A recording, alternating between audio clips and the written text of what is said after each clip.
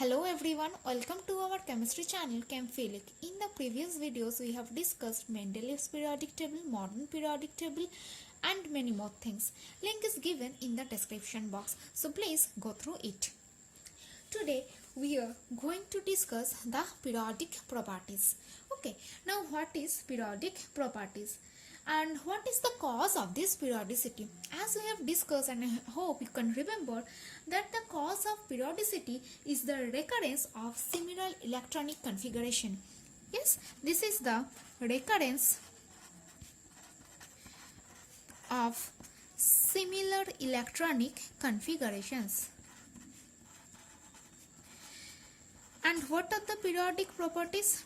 These are the atomic size, metallic character, non-metallic character, ionization potential, electron affinity and electron negativity.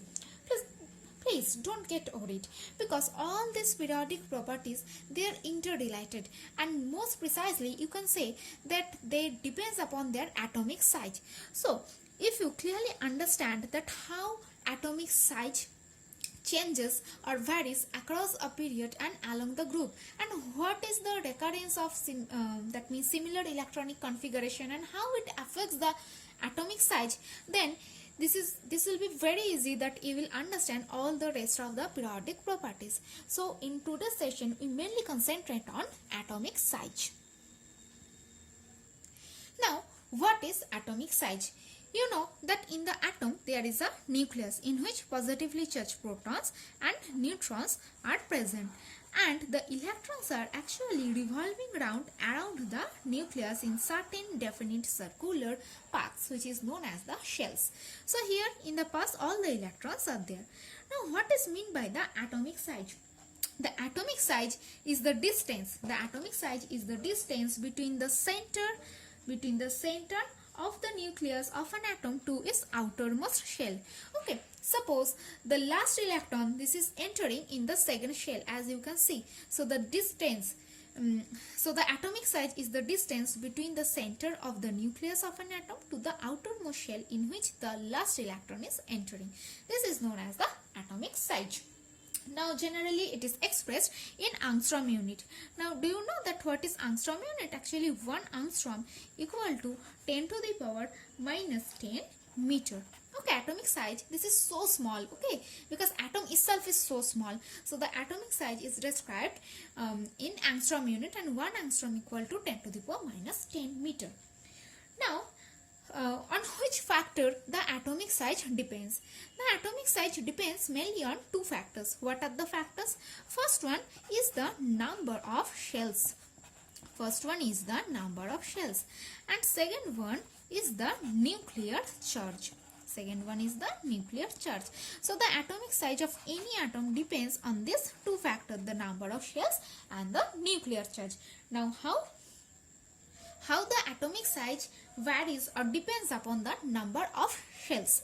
Okay, so suppose I am taking the helium. Okay, for helium, what is the number of electrons? You know, this is 2. And then I am taking sodium. Okay, for sodium, what is the number of electrons? This is 11. So the electronic configuration for sodium is 281. Okay. So this is, suppose this is the nucleus of helium where 2 protons are present and neutrons are also present. And what is the electronic configuration? Okay, for this you have to know the Bohr-Body scheme. Now what is the scheme? You know that the maximum number of electrons that one shell can accommodate is assigned by this formula 2n² rule. Okay. This number indicates the maximum number of electrons that one shell can accommodate, where n is the number of shells. Now you know that electrons are revolving in certain specific circular paths. This is known as K, L, M, N, O, P and Q. Okay, so what are the n values? N value for K, as this is the first shell, the n value for K is 1, then 2, 3, 4, 5, 6 and 7. Okay, now what will be the 2n square? If n is 1, then what will be the 2n square? Clearly it will be 2 into 1 square. That means 2 only. Okay, For L shell, n equal to 2 because L shell is the second shell. So what will be the 2n square value? 2 into 2 square, it will be 8. Okay, and for M it will be 2 into 3 square, that means 18. For N shell it will be 2 into 4 square, that means 32, and so on. Now what this number 2n square indicates? This indicates the maximum number of electrons that the shells can accommodate. That means K shell can accommodate a maximum of 2 electrons. L shell can accommodate a maximum of 8 electrons. M shell can accommodate maximum of 18 electrons, and so on. So for helium, you know that the electron number is 2. So only one shell is required because 2 electrons can easily be accommodated in K shell because the maximum capacity for K shell is for 2 electrons. So only one shell is required. Okay, and in one shell, these 2 are the electrons. Okay, this is the K shell. But what about the sodium? For sodium, 11 protons are present and neutrons are also present. Now how many shells are required? 3 shells. Why? Because the first two electron will enter in the K shell. Now K shell don't have any capacity to accommodate more than 2 electrons. So total number of electron is 11. If 2 electrons enter in the K shell, obviously 9 electron is remaining. That must be entered in another shell. Now in which electron the another 9 electron will enter? This will enter in A shell. But no, not all the 9 electron will enter in the L shell. Why? Because the maximum capacity is for 8 electrons. So among the rest 9, the 8 will enter into the L shell. Okay. And for the rest one, we need another shell, that is the M shell, because the maximum capacity is 18. So obviously it can accommodate 1 electron. So for sodium, what is required? Actually 3 shells are required, and here are the 3 shells I am drawing. Okay. Now this is the K shell, this is the L shell, and this is the M shell. Now what you can see here, that if we move from helium to sodium, okay, if we just look at helium and sodium, what you can see, that for helium only 1 shell is required to accommodate all the electrons, and for sodium 3 shells are required to accommodate all the electrons. Now just now what I have mentioned, that what is atomic size? The atomic size is the distance between the nucleus of the atom to the outermost shell. Okay, now just look at this. Here the distance of helium from the nucleus to the outermost shell, that means this much. But what about sodium? The distance between the center of the nucleus to the outermost shell. Now obviously if the number of electron increases, that means we require more and more number of shells. That means the distance from the center of the nucleus to the outermost shell will increase, and this is how the number of shell that means the number of shell affects the atomic size. If number of shell increases, that means if number of shells increases, the distance between the center of the atom to the outermost shell will also increase, which in turn means that atomic size also increases. Okay, so they are in direct proportional relationship. If one increases, other will also increase. Now, what was the next factor? That was the nuclear charge. Now, what is meant by the nuclear charge? Nuclear charge means the positive charge. Okay, nuclear charge indicates the positive charge. That means the number of protons, which indicates the number of protons. Now, how the nuclear charge will affect the atomic size? Now, look. If the nuclear charge increases, so nuclear charge increases, then size will decrease. They are in inverse proportional relationship. Why and how? Because you know that in an atom, the number of positively charged proton is exactly equal to the number of negatively charged electrons, and as because they are oppositely charged, there is a very strong force of attraction. So if the nuclear charge increases, then what will happen? More number of positively charged protons will now attract the negatively charged electrons. So the orbits or the shells will come closer together. Okay, suppose I am drawing here, this is the nucleus of any atom. Suppose I am taking aluminium or anything you may take. So 3 shells are required here. Okay, 3 shells are required here. Now this is the atomic size, that means this is the distance, and this indicates the atomic size of aluminum. Now what will happen if the number of protons in this region increases? It will attract more strongly the electrons, so the orbits will come closer together.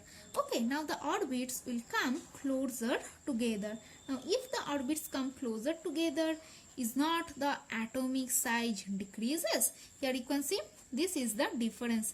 Okay, so atomic size will decrease by this amount. So if nuclear charge, that means the number of proton increases, the atomic size will obviously decreases. Okay, now I am trying to explain it with some examples. It will be more easier to understand. Okay, that how the atomic size changes or varies along a group. So suppose I am taking the group 1 element of the alkali metals. Now look, what are the group 1 elements? As you can see, that hydrogen, then lithium, sodium, potassium, rubidium, cesium and francium. Okay, fine. Now I am writing their electronic configurations. Okay, for hydrogen, number of electron is 1, For lithium, the number of electron is 3. For sodium, this is 11. For potassium, this is 19. For rubidium, this is 37. Okay, now I am writing their electronic configuration according to 2n square rule. For hydrogen, electronic configuration is 1 only. For lithium, it will be 2, 1. For sodium, this will be 2, 8, 1. For potassium, this will be 2, 8, 8, 1. And for rubidium, this will be 2, 8, 18, 8, 1. Okay, now what you can see that in the last shell or the valence shell, the number of electron is 1 for all these elements. Okay, and as because the chemical properties, this varies only, that means this depends upon the number of electrons or number of valence electrons, and you can see the number of valence electron is same for all this group 1 element. This is 1. That means their periodic trend or their periodic properties will repeat after certain regular intervals. That is why we can place it in a group. Okay. Now, what will happen? Here, what you can see that as we move along a group from hydrogen to rubidium, then what will happen is not the number of shell will increase. Here, for hydrogen, the number of shell is only 1. For lithium, this is 2. For sodium, this is 3. For potassium, this is 1, 2, 3, 4. And for rubidium, this is 1, 2, 3, 4, 5. Okay, this is 5. So for hydrogen, this is the nucleus of hydrogen and only one shell is required. And you know that this is then the atomic size. Okay, just if we move to lithium, now 2 shells are required. So suppose this is the nucleus of lithium and here 2 shells are required. Okay, if 2 shells are there, then is not the distance from the center of the nucleus to the outermost shell will increase? Yes, it will obviously increase. Okay, that means the size will increase. But again, you know that there are 2 factors. One is the number of shell, another is the nuclear charge. Okay, you know that one is the factor, this is the nuclear charge, and another factor is the number of shell. And just now I have mentioned you that number of shell is directly proportional to the atomic size. That means if number of shell increases, atomic size will also increase, and if nuclear charge increases, then atomic size will decrease. But here you can see the number of shell increases, this is fine, but nuclear charge again increases because this is the number of electrons, which in turn means the number of protons. But if we move along a group, then which effect will predominate? The number of shell. This effect will predominate over the nuclear charge. Okay, and this is the reason that as we move down the group, what will happen? Atomic size will increase. Okay, atomic size increases. Now move to the next part, that if we just move across a period, then what will happen? So now I am writing some elements from, I am writing elements of period 3. As you can see here, that what are the elements? Sodium, magnesium, aluminum, silicon, phosphorus, sulfur, chlorine and argon. Okay, so I am writing, these are the period 3 elements: sodium, magnesium, aluminum, silicon, phosphorus, sulfur, chlorine and argon. Now for sodium, electronic configuration is 281. For magnesium, this is 282. aluminum 283. For silicon, this is 284. Okay, you will just add 1 in the last shell and you will get the next element. Then 286. For chlorine, this is 287, and for argon, this is 288. Now, what is the most important or interesting thing here? You can see that for all the period tree elements, what is the number of shells? For all these elements, the number of shells is 3 only. That means number of shell is not changing, but their nuclear charge actually increases. For sodium, the nuclear charge is 1. For magnesium, this is 12. For aluminium, 13. For silicon, this is 14. Phosphorus, 15. Sulfur, 16. Chlorine, 17. And argon, 18. So, if we move across a period, then what will happen? The nuclear charge will increase. Is not it? Yes, of course, this is that the nuclear charge will increase, but the number of shell, this will remain the same, because the valence electron or the successive electron will enter into the same, that means KLM subshell. Okay, so the number of shell remains the same. Clear? So here, what is the predominant effect? Obviously, the effect of nuclear charge. The effect of nuclear charge predominates over the effect of number of shells. So what will happen? Nuclear charge, as I have mentioned, that nuclear charge, this is inversely related with the atomic size. If nuclear charge increases, that means the the nucleus will attract the outermost shell more with a more force towards itself. So the shells will come closer together. Okay, suppose this is the nucleus. Okay, and these are the 3 shells. If the nuclear charge increases, then what will happen? The shells will come closer together to the nucleus. So obviously the distance will decrease, and distance will decrease. That means atomic size will also decreases. Okay, which means atomic size decreases. If we move from the group 1 to group 18 of any period, then atomic size will decrease due to the factor of nuclear charge will increase, but the number of shell remains the same. So I hope you have enjoyed the class and you understand. So in the next class, we will try to discuss the rest of the periodic properties, and again I am repeating that all of these are related, very much related with the atomic size. So thank you, and if you like it and if you think this is helpful, then please like, share and subscribe, and don't forget to press the bell icon to get further notification more quickly.